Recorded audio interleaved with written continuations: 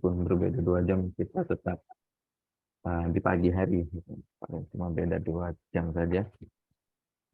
Mungkin di sebelah barat masih baru subuh, yang di sini sudah duha.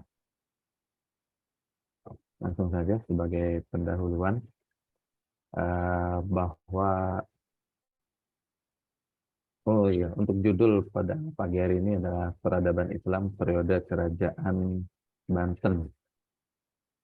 Nah, Banten ini eh,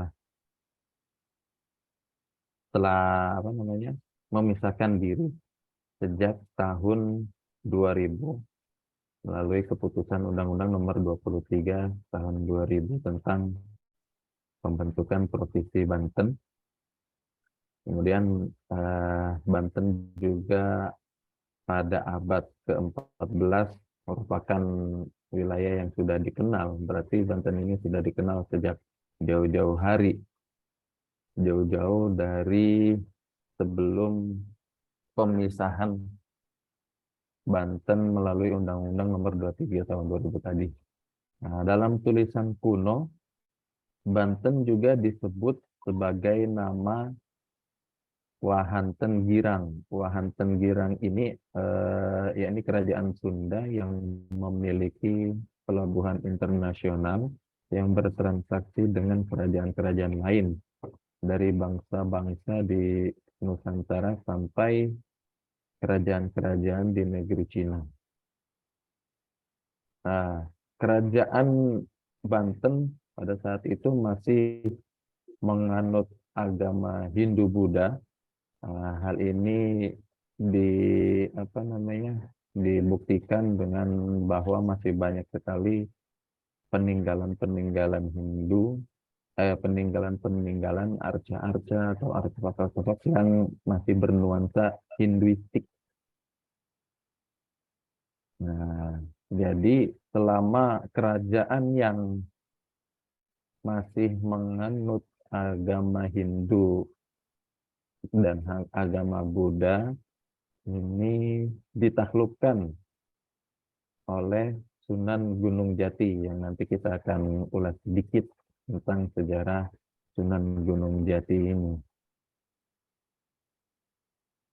Nah, berdasarkan dokumen sejarah masa itu, baik sumber setempat, sejarah tentang Banten, maupun sumber asing, ditafsirkan telah ada bukti berdirinya kerajaan Banten di Banten Girang, yang kemudian kerajaan tersebut ditaklukkan oleh Sunan Gunung Jati atau Syarif Hidayatullah, yang nama aslinya adalah Syarif Hidayatullah bersama putranya Hasanuddin yang memimpin bala tentara Demak pada abad ke-16.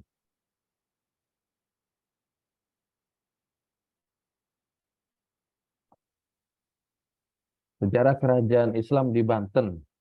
Nah, sebelum Islam berkembang di Banten, pada waktu itu Banten masih bercorak Hindu seperti yang saya katakan tadi, masih banyak peninggalan purbakala dalam bentuk prasasti, arca-arca yang bersifat Hinduistik dan bangunan keagamaan lainnya. Sumber naskah kuno dari masa pra-Islam menyebutkan tentang kehidupan masyarakat yang menganut Hindu, akan tetapi ketika itu Syarif Hidayatullah yang datang dari Cirebon tiba di Banten dan sedikit demi sedikit melakukan penyebaran Islam di daerah Banten. Jadi bisa dikatakan bahwa Islam masuk dalam kerajaan Banten itu melalui 2 versi. Yang pertama, bahwa kerajaan Banten menerima Islam dengan cara damai setelah penguasa Banten dengan sukarela dan tertarik untuk memeluk Islam. Dan yang kedua adalah dengan cara kasar, dengan jalan kekerasan.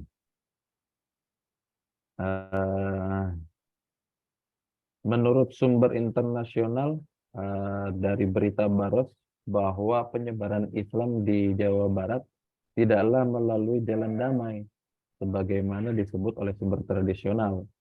Namun beberapa pengislaman mungkin terjadi secara sukarela. tetapi kekuasaan tidak diperoleh kecuali dengan menggunakan kekerasan. Karena Banten pada saat itu dikatakan justru diserang dengan tiba-tiba untuk menyebarkan Islam di Jawa Barat. Namun langkah Sunan Gunung Jati berikutnya adalah menduduki pelabuhan Sunda yang sudah tua. Jadi ini strateginya Sunan Gunung Jati kira-kira tahun 1527 dan memperluas kekuasaannya di kota-kota pelabuhan Jawa Barat yang semula itu termasuk Pajajaran. Nah, dalam tulisan Ahmad Mansur Suryanegara itu menambahkan bahwa penyebaran Islam melalui jalur perniagaan. Jadi yang apa namanya strategi untuk menyebarkan ajaran agama Islam itu ya melalui perniagaan karena Banten merupakan letak yang strategis untuk perdagangan. Jadi eh,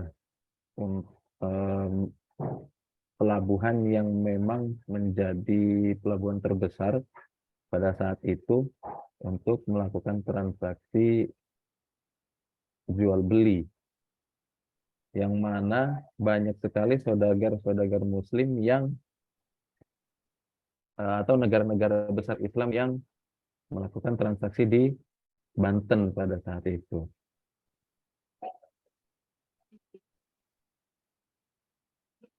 Lalu Islam diyakini telah masuk dan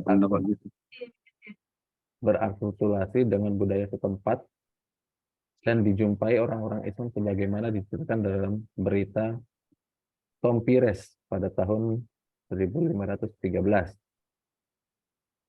Nah, meskipun di dalamnya ada orang Islam di Banten, tapi penguasa-penguasa pada saat itu masih kebanyakannya beragama Hindu. Nah, proses Islamisasi Banten diawali oleh Syarif Hidayatullah atau yang biasa kita kenal sebagai Sunan Gunung Jati, yang seluruh kisahnya terekam dalam naskah Carita Purwaka Caruban Nagari, yang dijelaskan di dalamnya bahwa Syarif Hidayatullah ini beserta kurang lebih 908 orang muridnya itu di Cirebon berusaha mengislamkan penduduk di Banten. Nah, kemudian pada saat Syarif Hidayatullah ada di wilayah Banten, Syarif Hidayatullah ini menikah dengan Nyai Kawunganten, yakni adik Bupati Banten pada saat itu, lalu dikaruniai dua orang anak yang bernama Ratu Winaon dan Maulana Hasanuddin. Karena Syarif Hidayatullah ini harus kembali ke Cirebon karena panggilan uaknya, maka untuk tugas penyebaran Islam di Banten ini diserahkan kepada putranya Hasanuddin. Nah, dari usaha penyebaran agama Islam ini, Pangeran Hasanuddin berkeliling dari daerah seperti Pulau Sari, kemudian Karang, bahkan sampai ke Pulau Panaitan di ujung kulon. Berangsur-angsur penduduk Banten Utara memeluk agama Islam. Nah, Syarif Hidayatullah dengan anaknya ini melebarkan pengaruh dalam menyebarkan agama Islam di seluruh Tatar Sunda hingga saatnya Sang Wali kembali ke Cirebon, dipanggil oleh uannya untuk diangkat menjadi tumenggung karena uannya yang sudah mulai tua.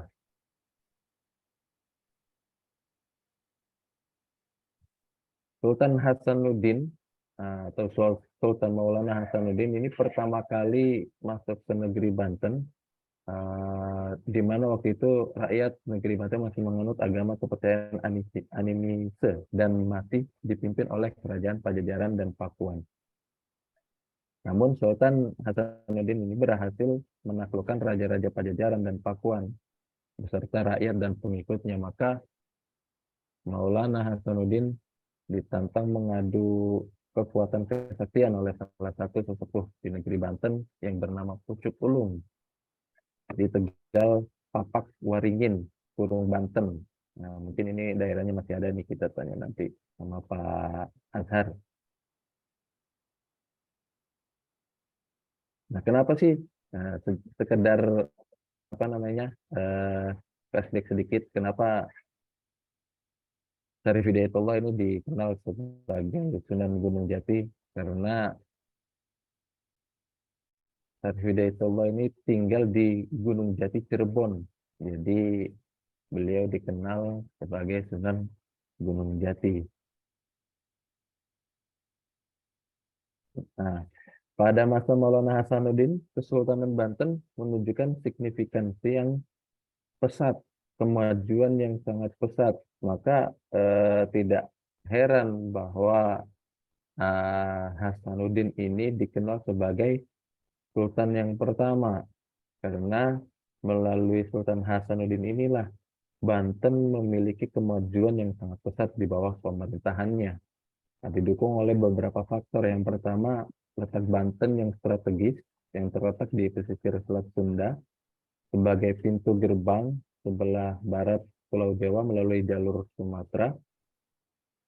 Posisi strategis ini menyebabkan Banten menarik perhatian Portugis yang telah menguasai Malaka pada tahun 1511 Masehi. Namun penguasa Demak dan Cirebon dapat menguasai wilayah ini sekitar tahun 1524 sampai 1527. Pada saat Syarif Hidayatullah dan Sunan Gunung Jati atau Sunan Gunung Jati dari Cirebon dengan bantuan dari Demak mengirimkan pasukannya ke Banten. Faktor yang lain itu bahwa Banten menghasilkan rempah-rempah lada yang menjadi perdagangan utama bangsa Eropa menuju Asia. Nah, Banten tumbuh menjadi pusat perdagangan dan pelayaran yang ramai karena menghasilkan lada dan pala yang banyak. Sehingga ini menarik perhatian pedagang Cina, India, Gujarat, Persia, dan bahkan Arab untuk datang berlabuh di Banten hanya sekedar lada dan pala gitu. Padahal kalau lada itu sudah banyak kita dapati di mana-mana gitu. Nah, selanjutnya, periode selanjutnya dalam penyebaran agama Islam itu uh, pada saat Sultan Ageng Tirtayasa.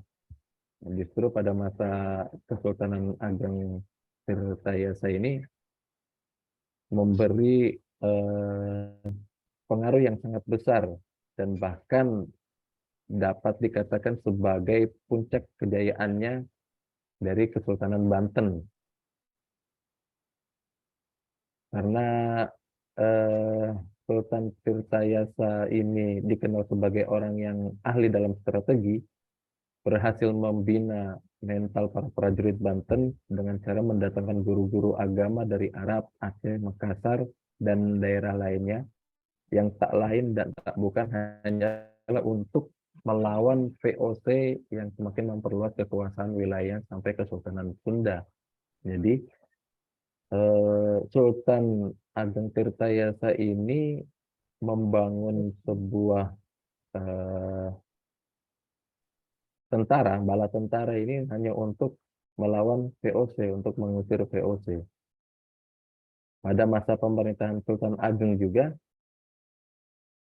masih sama seperti Sultan Hasanuddin, yakni mengembangkan, meningkatkan pelayaran dan perdagangan Banten sesuai dengan kebijakan pemerintah Banten pada saat itu. Jadi sampai pelabuhan Banten berkembang menjadi ekspor internasional. Pada masa Kesultanan Ageng Tirtayasa juga telah menunjuk putra sulungnya, yakni Pangeran Gusti, yang lebih dikenal sebagai Sultan Haji, yang pada saat itu masih muda, sebagai putra mahkota untuk menghindari perang yang dapat terjadi akibat pergantian pimpinan. Nah, kewenangan Sultan Haji ini cukup besar sehingga semua kebijakan Sultan Ageng harus merupakan hasil musyawarah antara Sultan Ageng, penasehat, dan juga putra mahkota. Yang nantinya kita akan ulas sedikit pengaruh dari Sultan Haji ini. Gitu. Karena Sultan Haji ini memiliki tugas, yakni untuk mengurus urusan yang ada di dalam negeri, dan Sultan Ageng mengurus urusan yang di luar negeri. Jadi Sultan Ageng hanya bisa mengkontrol dari jauh. Sejak itu Sultan Ageng pindah ke Keraton Tirtayasa yang terletak di Pontang, Desa Tirtayasa. Nah, inilah seluk-beluk kenapa Sultan Ageng disebut sebagai Sultan Ageng Tirtayasa, karena memang tinggal di Desa Tirtayasa. Selama pemerintahannya juga, Sultan Ageng selalu dihadapkan pada perjuangan yang gigih untuk mempertahankan eksistensi dan kemerdekaan Kesultanan Banten dari ancaman Kompeni Belanda. Nah, yang dilakukan Tirtayasa itu yang pertama seperti tadi, memajukan wilayah perdagangan, kemudian menjadikan Banten sebagai tempat perdagangan internasional, memajukan pendidikan dan kebudayaan Islam, melakukan modernisasi bangunan keraton, membangun armada laut untuk melindungi perdagangan. Namun pada akhirnya, pada masa perkembangan yang pesat pada masa Sultan Ageng Tirtayasa ini, tidak lama mengalami kemunduran. Hal ini disebabkan oleh berhasilnya VOC menjalankan politik adu domba antara Sultan Ageng dan putranya. Bahkan beberapa sumber mengatakan bahwa putranya Sultan Ageng ini atau Sultan Haji ini berkhianat dan bergabung dengan VOC. Yang ini adalah strateginya VOC untuk menjatuhkan Sultan Ageng Tirtayasa yang pada akhirnya Sultan Ageng Tirtayasa ini kemudian berhasil ditangkap dan dipenjarakan di Batavia hingga wafat pada tahun 1629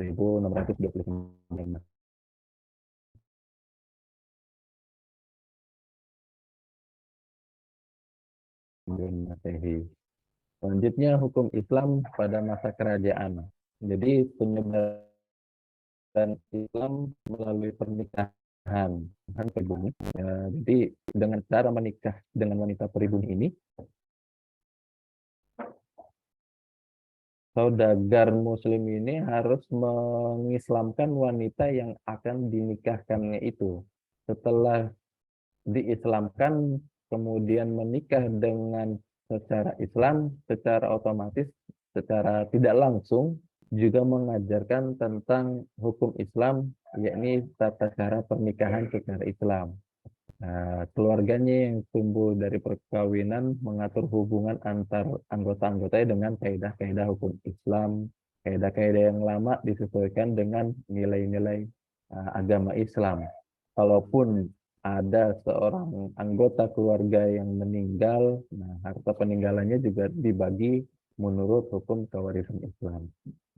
Kalau dilihat dari kaitannya dengan perdagangan dan perekonomian secara umum, di berbagai kesultanan Nusantara berlaku sistem kelembagaan kemitraan dagang atau bisa kita kenal dengan sebutan syarikah mufawadah, dan sistem atau sistem kepemilikan modal, kirot, mudorobah, dan lain-lain.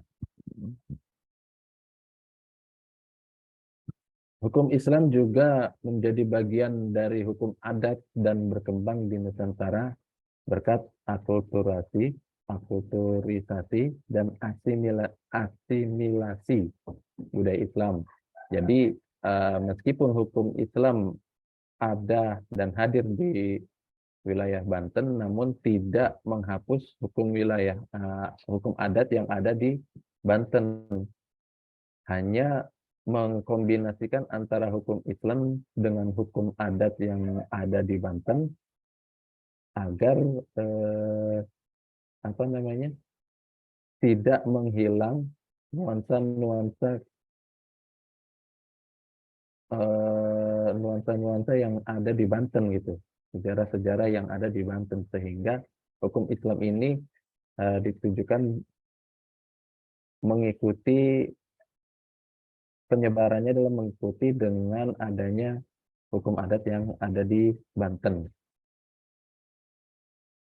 Ya. Nah, Islam mulai dianut oleh kelompok orang dalam sebuah masyarakat yang teratur, namun belum sampai pada bentuk masyarakat yang mempunyai pemerintahan.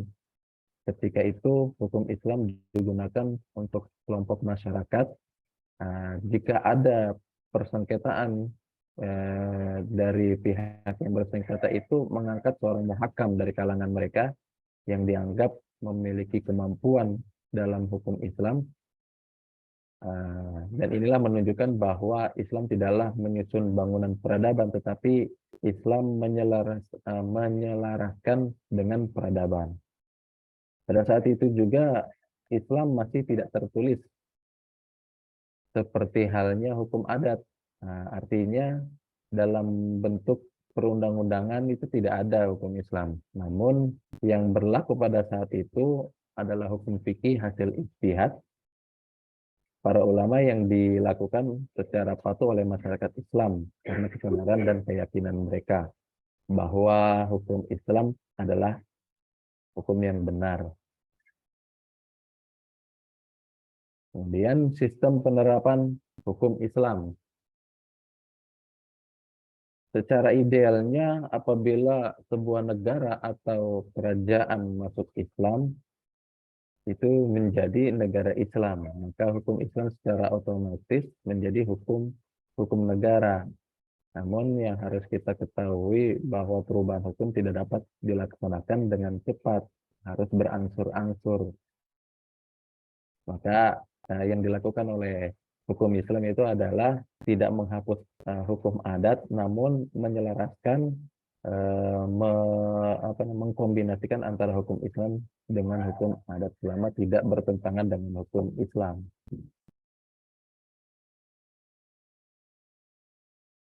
Nah, pendapat A.C. Milner juga mengatakan bahwa Aceh dan Banten ini merupakan dua kerajaan yang paling ketat melaksanakan hukum Islam sebagai hukum negara, disebabkan oleh keberagaman kerajaan Banten, kemudian juga karena Banten ini memiliki relasi internasional yang sangat kuat antara Banten dengan negara-negara Islam, negara-negara besar Islam, dan posisi strategis sehingga menjadi tempat persinggahan dan transaksi perdagangan internasional. Karena penyebab inilah tidak hayal bahwa hukum Islam di Banten pada saat itu dikenal sebagai hukum yang sangat ketat.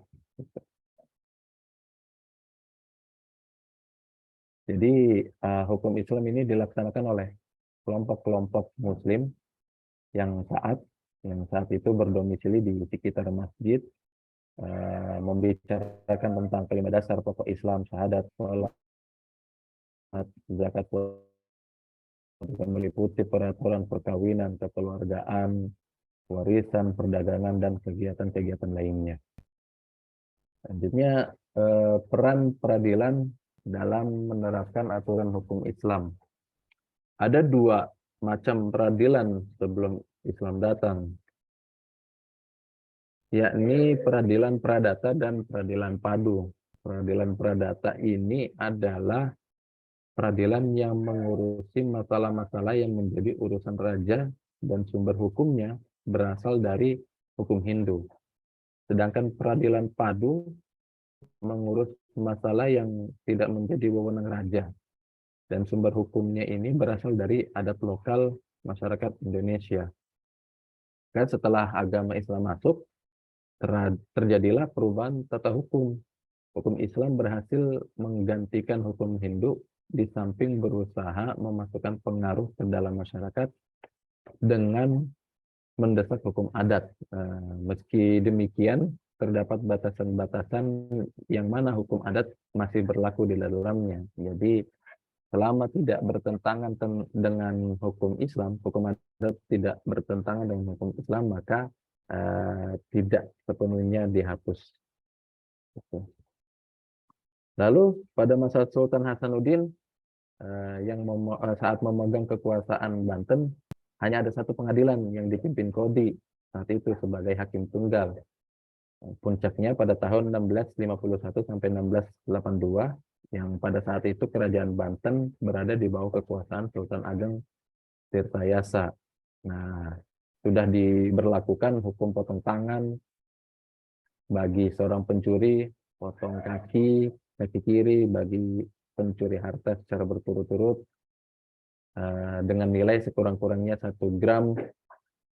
Kemudian juga menghukum berat, memberlakukan hukuman berat bagi orang yang menggunakan opium dan juga tembakau, juga pelaku pelanggaran seksual. Nah, posisi Qodhi pada awal saat itu dijabat oleh seorang ulama dari Mekah. Namun lambat laun di tahun 1650 dan awal 1651 para Qodhi ini sudah mulai dijabat oleh para bangsawan Banten. Sehingga yang menjabat sebagai Qodhi pada saat itu diberi gelar Faqih Najmuddin, yang memiliki tugas dalam bidang administrasi hukum,